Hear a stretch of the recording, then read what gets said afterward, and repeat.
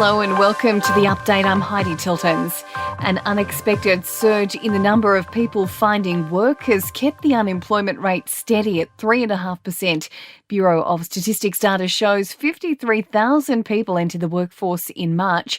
While he's welcomed the latest figures, Shadow Treasurer Angus Taylor warns there is more pain in the pipeline for Australian families. That is pain that will be felt around the kitchen table. It will be pain that will be felt in having to take on extra hours and pain that will be felt in the way families deal with these extraordinary pressures. The federal government says it's an act of desperation to claim the voice to Parliament will lead to the scrapping of Australia Day. Some opponents of the voice say the way Australians celebrate on January 26 will be changed forever if the referendum passes. But Indigenous Australians Minister Linda Burney insists that's not the case. The voice will be about practical things that affect the daily lives of Aboriginal people. It will not be about scare campaigns. It will not be about nonsense like changing Australia Today. Severe tropical cyclone Ilse is now expected to make landfall in Western Australia's Pilbara as a Category 5 cyclone, the highest level of severity. The Weather Bureau's Todd Smith says Category 5 storms are incredibly dangerous. Wind gusts in excess of 250 kilometres an hour. That's going to cause a heap of damage to trees, vegetation.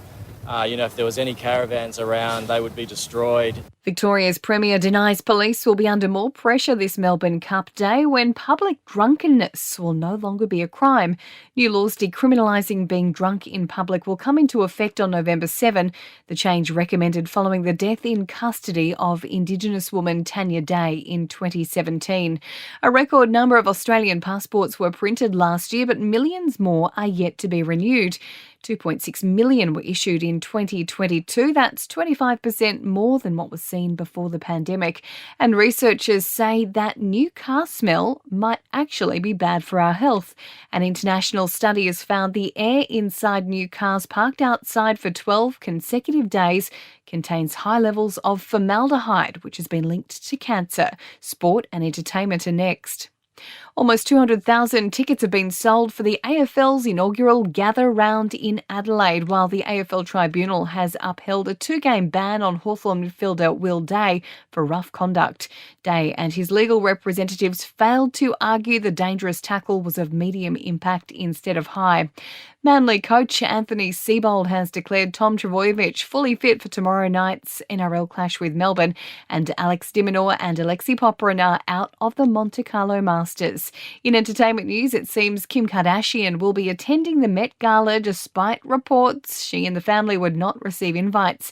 It comes amid claims the Vogue editor-in-chief, Anna Wintour, is cracking down on the guest list to make it more exclusive.